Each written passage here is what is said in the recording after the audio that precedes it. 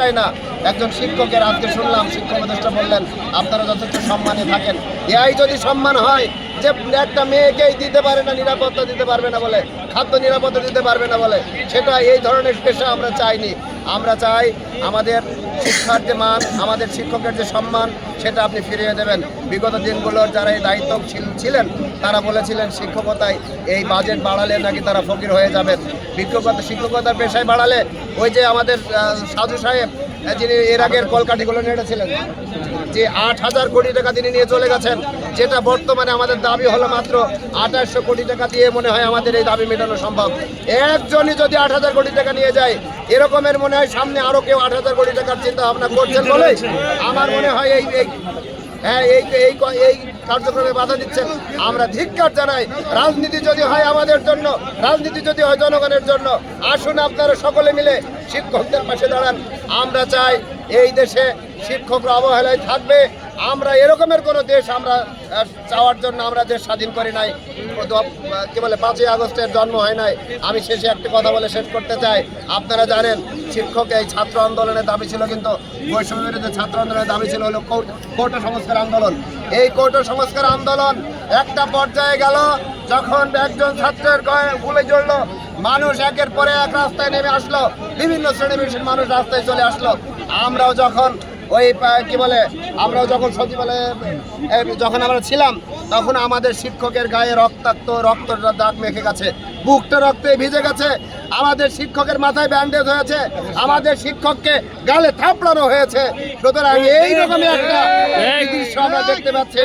যদি খুব সহজে দাবি দেওয়া না মানা হয়, আমার কাছে কেন যেন মনে হয় এই আন্দোলন আবার না জানি আমাদের কোনো উপদেষ্টা যিনি আমাদের দায়িত্ব আছেন তার পতনের আন্দোলন হবে কিনা আমরা জানি না। আমরা জানি না এই আন্দোলনটা কোথায় যেয়ে দাঁড়াবে। এই শিক্ষক যারা রাস্তায় নেমে বসে আছে, তাদের ছাত্ররা যদি রাস্তায় নেমে আসে, তাহলে এই দেশ অচল হয়ে যাবে বন্ধুগণ। সেজন্য আমরা আহ্বান জানাবো, আপনি বুঝুন, শিক্ষকদের পালস বুঝুন। এখানে আমার শিক্ষক তুল্লাম অনেকে ছাত্র দাঁড়িয়ে আছেন, এই মানুষগুলোর কষ্ট দিয়ে এই রৌদ্রের মধ্যে গরমের মধ্যে ভেপে আছে, কিছু মানুষ হাঁপাচ্ছে। এই রকমের পরিস্থিতিতে যখন আমরা আছি, তখন আপনারা এসির মধ্যে বসে আমাদের ভাগ্যে 5% লিপিবদ্ধ করেন। এর চেয়ে লজ্জার ধিক্কার আমাদের জন্য না।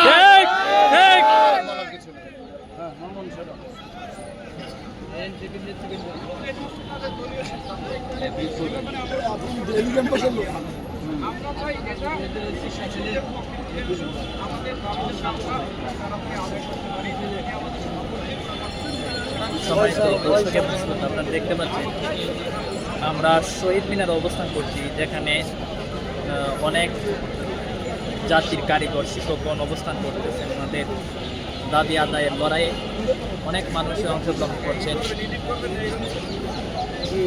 অনেকে রাত দিন এখানে অবস্থান করতেছেন, দেখলাম অনেক মানুষ অবস্থান করতেছেন।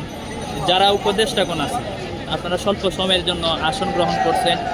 আপনাদের গদি হয়তো কিছুদিন হয়তো আর আছে, নির্বাচন হয়ে যাবে, এরপরে আপনাদের অবশ্যই গদি ছেড়ে দিতে হবে।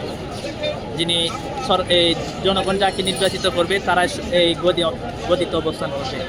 সুতরাং আপনারা এই অবস্থানে থাকার সময় আপনাদের উচিত হলো শিক্ষকগণ যে দাবিগুলা আপনাদের কাছে চাচ্ছে, আপনারা সেই দাবিগুলা পূরণ করে দেবেন। কেননা এটা তেমন কোনো কিছু না, অল্প স্বল্প একটু আবেদন তাদের। আপনাদের উচিত শিক্ষকগণদের এই দাবিগুলা পূরণ করে দেওয়া। শিক্ষক হলো একটা জাতি গড়ার একটা মূল, যারা জাতির ফাউন্ডেশন তৈরি করেন। সুতরাং শিক্ষকদেরকে আপনারা অবহেলায় রাখবেন না। আপনাদের কাছে অনুরোধ থাকবে আপনারা শিক্ষকদের এই দাবিগুলা পূরণ করেন। না হয় পরিস্থিতি খারাপের দিকে যাবে। সুতরাং আপনাদের যারা উপদেষ্টাগণ আছেন, আপনাদের সকলের কাছেই অনুরোধ, শিক্ষকগণ যে ন্যায্য দাবিটা আপনাদের কাছে রাখতেছেন, এই ন্যায্য দাবিটা অবশ্যই পূরণ করবে।